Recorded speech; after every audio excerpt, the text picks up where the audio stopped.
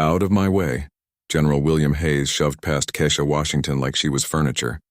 Her files exploded across the Pentagon floor, pages fluttering like frightened birds across polished marble.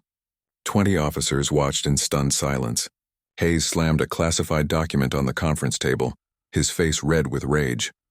3 hours until the massacre, he barked. Nobody can crack this African gibberish. He looked down at Kesha, still on her knees gathering papers. Wait, he sneered. You people probably speak this monkey language, don't you? Gasps echoed through the room. Even hardened officers looked away, disgusted. Hayes kicked the document at her face. Get on your knees and read this to me like a good little native. Translate this. My rank is yours. The laughter that followed was sharp, nervous, cruel. Kesha stood slowly. Blood trickled from a split lip where the document had hit her. She met the general's eyes. Steady, calm, lethal. I'll translate your document, sir. Have you ever been challenged by someone who had no idea who they were really talking to? Kesha wiped her lip with the back of her hand. The entire room held its breath. Hayes leaned back in his chair, the picture of arrogance. Clock's ticking, sweetheart. 200 peacekeepers are about to die because of your people's tribal wars. Kesha bent, picked up the crumpled document and smoothed it on the table. Her hands didn't shake. Sir, this isn't what you think it is. Oh? Hayes chuckled. The natives going to educate me now? Intelligence Officer Martinez cleared his throat. General, the document was intercepted from a rebel faction in Sierra Leone 4 hours ago. None of our linguists could decode it. Because they're not African, Hayes said flatly, gesturing toward Kesha like she was a specimen in a lab. Kesha ignored him. Her eyes moved across the text. It wasn't random. The writing, a blend of Creole and Mende, hit her like a ghost from the past. She knew this handwriting. The room blurred for a moment. The past flooded in. Dust, gunfire, and a man shouting through static radio waves. She looked up at the countdown timer on the wall. 3 hours, 22 minutes, sir, she said quietly. This isn't a threat. It's a warning. Someone is trying to save those peacekeepers' lives, the officers whispered among themselves. Hayes slammed his fist on the table. You've been looking at that paper for 2 minutes. Don't insult my intelligence, Kesha's voice sharpened. The peacekeepers aren't in danger from rebels, General. They're walking into an ambush by government forces using American weapons. Dead silence. Martinez spun his monitor toward the main screen. That's impossible. Our intel shows... Your intelligence, Kesha interrupted, is wrong. She pointed to the coded lines. These markings aren't tribal chants. They're grid coordinates hidden in proverbs. The phrase, when the kola nut meets the palm wine, identifies Kola Nut Junction, 15 kilometers north of your surveillance zone, Martinez typed frantically. Pulling up the imagery now. You won't see them yet, Kesha continued. The ambush force moves at night. But check your logs from 2400 hours. You'll find convoy movement consistent with a battalion-sized unit. Hayes rose from his chair, voice dripping with sarcasm. You expect me to believe some contractor knows more than the entire Pentagon? Kesha straightened, shoulders squared. The blood on her lip had dried into a dark line. Sir, when you said my rank is yours, if I could translate this. She paused, eyes locked on him. I should tell you something about that offer. Get to the point, he snapped. I already had one. The words dropped like a grenade. What? Lieutenant Colonel, U.S. Army Intelligence, retired. The room exploded into stunned murmurs.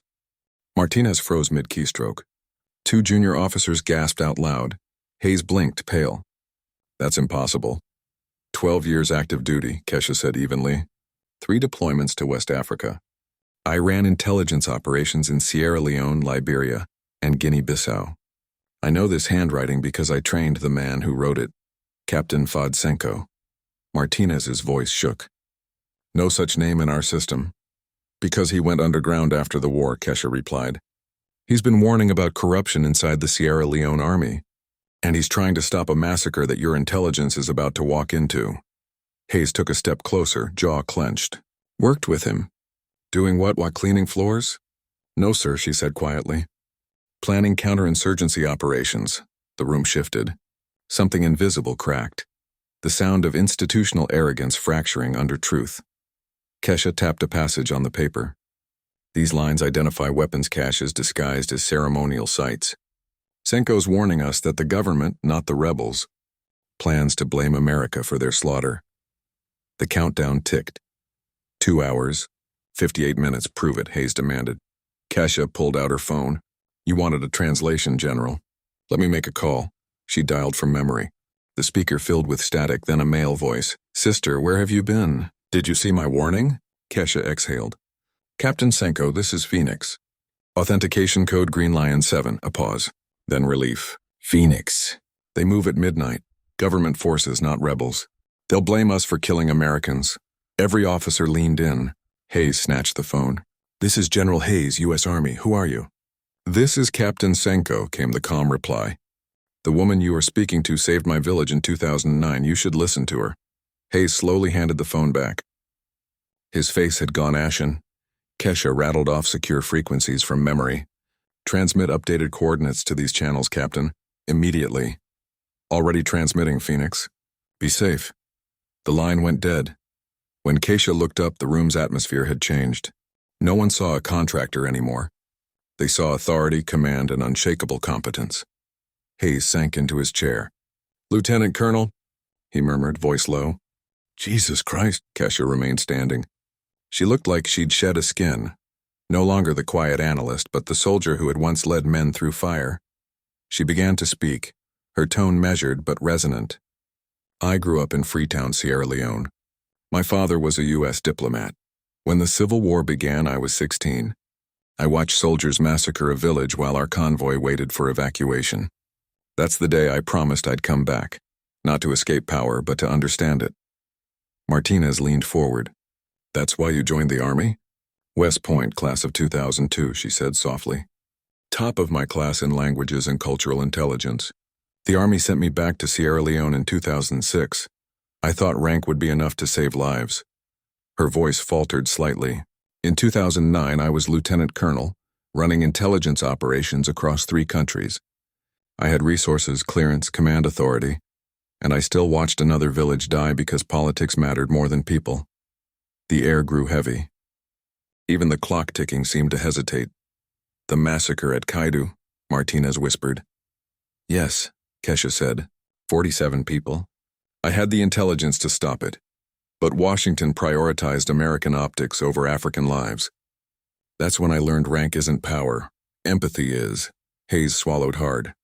So you left? I retired, she said simply. Took a contractor job to use my skills without the weight of command. Martinez spoke softly. Why hide who you were? Kesha's eyes darkened. Because every time someone offers me authority like the general just did, it reminds me that authority doesn't protect people. Compassion does. The countdown ticked down to 2 hours, 41 minutes. The silence in the room was absolute. Finally, Hayes cleared his throat. Colonel Washington, it's just Kesha now, sir, she interrupted gently. The rank didn't protect anyone. Maybe it's better this way. An alert pinged on Martinez's screen. Ma'am, you need to see this. Satellite images filled the wall display, dozens of vehicles. Heat signatures and weapons stockpiles moving exactly where Kesha said they would. Martinez whispered, Battalion Strength Force. She's right. Hayes looked at the screen, then at her. His pride evaporated. What do you need? Direct line to Peacekeeping Command, Kesha said. And someone to contact Captain Senko immediately. Within minutes, the room lit up with international feeds. New York, Sierra Leone, and live satellite transmissions. This is Colonel Morrison, UN Peacekeeping Command, came a voice. Our forces appear secure. No, Kesha said, stepping forward. You're walking into a government ambush in 7 hours. Redirect Alpha and Bravo companies immediately. Ma'am, your intelligence is wrong. Her voice sliced through hesitation like steel through silk. Hayes leaned over the mic. Colonel Morrison, I'm backing her call. Move your people now. General, who is this woman? She's the reason 200 peacekeepers are still breathing. The command center erupted into controlled chaos. Orders flying. Coordinates shifting. Chains of command bending to the will of a woman they'd almost dismissed. Kesha coordinated calmly, issuing commands with quiet authority. Every officer could feel it. She wasn't requesting permission anymore. She was leading. 2 hours later, reports confirmed it. The ambush had been prevented. Every peacekeeper alive. For the first time that day, Kesha exhaled. and for the first time in his career, General Hayes bowed his head. Chapter 2. My Rank is Yours continues seamlessly from your uploaded transcript. Tone and pacing preserved. This chapter focuses on fallout, redemption, and transformation. Chapter 2. Text remains as in your uploaded story. From the Pentagon fallout with Colonel Peterson, through Hayes' apology, the African operation success, to the global My Rank is Yours movement, ending with Keisha's final message to the